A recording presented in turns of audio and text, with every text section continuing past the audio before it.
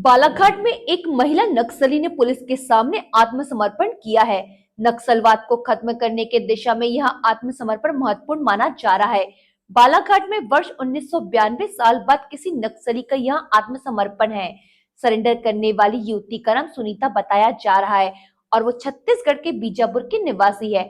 उस पर 14 लाख रुपए का इनाम भी घोषित था। वह बालाघाट में नक्सली गार्ड के रूप में काम कर रही थी। छत्तीसगढ़, महाराष्ट्र, मध्य प्रदेश सहित नक्सल प्रभावित राज्यों में केंद्र सरकार द्वारा नक्सल उन्मूलन अभियान चलाया जा रहा है। सुरक्षा बलों द्वारा चलाए जा रहे सघन अभियान से नक्सलवाद की कमर टूट गई है। इस वजह से नक्सली आत्मसमर्पण कर मुख्य धारा में लौट रहे हैं। इसी का परिणाम है कि सुनीता ने स्वयं ही आत्मसमर्पण कर दिया। महिला नक्सली द्वारा आत्मसमर्पण किए जाने की जानकारी को लेकर 2 नवंबर की शाम पुलिस अधिकारियों ने पत्रकारों से चर्चा की। इस दौरान पुलिस महानिरीक्षक संजय कुमार ने मध्य प्रदेश की सरेंडर पॉलिसी को अन्य राज्यों से बेहतर बताते हुए कहा कि महिला नक्सली ने हिंसा का रास्ता छोड़कर समाज की मुख्य धारा से जुड़ने का फैसला किया है। यह आत्मसमर्पण मध्य प्रदेश नक्सली पुनर्वास सह राहत नीति 2023 के तहत हुआ। उन्होंने बताया कि वर्ष 1992 के बाद दूसरे राज्य के किसी नक्सली का यह पहला सरेंडर है। आईजी संजय कुमार ने बताया कि लगातार नक्सलियों के खिलाफ जो ऑपरेशन चलाए जा रहे हैं उसी के चलते नक्सलियों में भय है, जिसके चलते अन्य राज्यों में भी नक्सलियों के द्वारा सरेंडर किया जा रहा है। उन्होंने बताया कि उक्त महिला नक्सली 2022 में नक्सली दलम ज्वाइन किया था, जो कि नक्सली गार्ड के रूप में कार्य कर रही थी। एक तरह से जो अपनी नई सरेंडर पॉलिसी है उसके तहत ये पहला सरेंडर है और क्योंकि वो दूसरे एमपी की नहीं है, वो दूसरे राज्य की है, तो 92 के बाद किसी दूसरे राज्य के रहने वाले नक्सली ने सरेंडर किया है। और इसका जो वेपन है, वेपन भी रिकॉर्ड हो गया है, इंसास और 3 मैगजीन, एक बीजीएल सेल पिट्ठू। ये सरेंडर क्यों हुआ है? एक तो जो अपने राज्य की पॉलिसी है वो बहुत अच्छी है। दूसरा, जो हम बार बार कहते हैं कि काफ़ी सिक्योरिटी फोर्सेस द्वारा 2 ऑपरेशन चलाए जा रहे हैं और जो मुहिम चलाई जा रही है एंटी नक्सल ऑपरेशन की, उसके काम काफ़ी प्रेशर है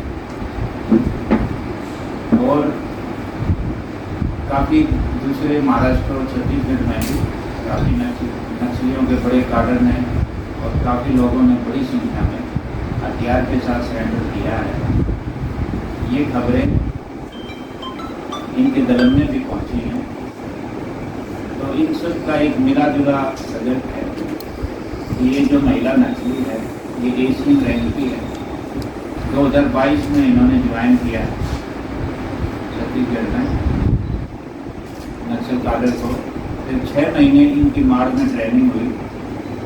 उसके बाद इसको जो रामदेव है सीसी मेंबर, उनके गार्ड के तौर पे इनको जिम्मेदारी दी गई। फरवरी 25 में जो रामदेव है वो as a CC member MNC zone में आया और इसने इस महिला नक्सली ने एज ए गार्ड रामदेव का काम किया।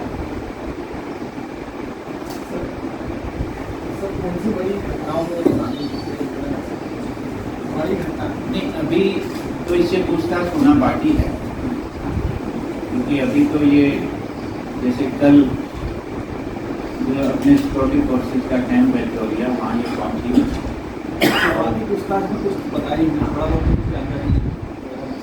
उसके बाद नहीं, ये किन घटनाओं में है उसका अभी हमें और वेरीफाई करना पड़ेगा। लेकिन ये है कि ये रामदेव के साथ आई है। रामदेव फरवरी 25 में अपने इधर आया है, जनवरी फरवरी 25 में। उसके बाद इसने एक्टिवली दलम के साथ ये घूमी है। रामदेव जो एमएमसी का इंचार्ज है, जो सीसी मेंबर है, उसके गार्ड के तौर पे इसने काम किया है। अभी एग्जैक्ट किन घटनाओं में ये रही है वो हमें अभी और पूछताछ करनी पड़ेगी। आत्मसमर्पण करने का कुछ कारण यदि बताएंगे?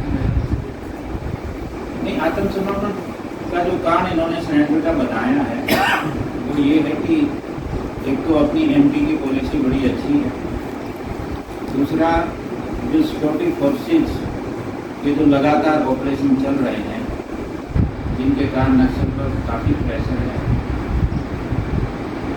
तीसरा कि काफ़ी आजकल दूसरे राज्यों में भी जो इनके बड़े कार्डर और काफ़ी संख्या में लोगों ने हथियार के साथ सरेंडर किया, उसकी खबरें भी इनके दलम के पास पहुंची हैं।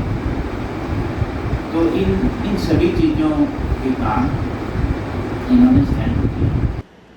वार्ता के दौरान एसपी आदित्य मिश्रा ने बताया कि आत्मसमर्पण करने वाली नक्सली सुनीता महज 23 साल की है। सुनीता ने शुक्रवार देर रात बालाघाट की पितकोना पुलिस चौकी अंतर्गत ग्राम चौरिया कैंप में इंसास राइफल और 3 मैगजीन के साथ सरेंडर किया।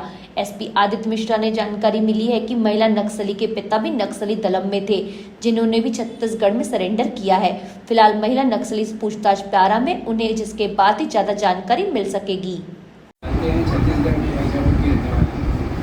बहुत प्रिलिमिनरी स्टेजेस पे अभी पूछताछ हो पाई है, क्योंकि कल रात से लगातार ऑपरेशन लगे हुए बहुत सारे कारण रहे होंगे। और छत्तीसगढ़ में जो अमूमन कारण देखा जाता है कि जो ये दुष्प्रचार करते हैं और गलत तरीके से अपनी पॉलिसीज़ को सीनियर गार्डन्स बताते हैं कि हम जल जंगल जमीन की लड़ाई लड़ रहे हैं, परंतु आप देखेंगे कि आज 3 साल में ही जो कार्डर इतने सीनियर लेवल के मेंबर के साथ था, उसको भी ये स्पष्ट समझ में आया कि ये पूरे खोखले वादे हैं और इससे कोई भी मूलचूल परिवर्तन नहीं हो सकता। तो मुझे लगता है कि अमूमन जो यंग लोग रहते हैं, खासकर जो छत्तीसगढ़ में रहे हैं, उनको शायद बहला फुसलाकर गलत चीज़ों को बताकर लोग मोटिवेट करके पहले दलम में जोड़ लेते हैं और फिर जब उनको रियलाइजेशन होता है कि इसमें कोई भी ऐसी चीज़ नहीं है, परिस्थिति जो सामाजिक रूप से उनको कोई फ़ायदा दे रही है, मुझे लगता है इसी कारण उसने अभी तक के हमारे पूछताछ में ये बताया कि इसी कारण उसने छोड़ा।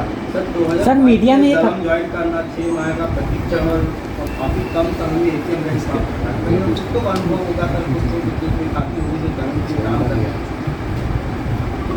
ये तो उससे जब डिटेल और पूछताछ होगी पता चलेगा, बट प्रिलिमिनरी जाँच में ये पता चला है कि इनके जो फादर थे वो भी सरेंडर कार्ड है, वो उन्होंने वीजा में भी सरेंडर किया है और पहले गलत में रहे हैं। मुझे लगता है कि एक चीज़ रहती है कि जब उनके परिवार में कोई रहा होगा पहले इस तरह के उसमें, तो उसके बाद शायद उस समय इनको ऐसा लगा होगा कि सही चीज़ है, परंतु अब इवेंचुअली उनको भी रियलाइज़ हुआ कि फादर भी सरेंडर कर चुके हैं और उनको भी समझ में आया कि ये पूरी खोखली चीज़ें हैं और जिस प्रकार का दुष्प्रचार ये करते हैं नक्सलाइट्स, ना केवल ये अपने ही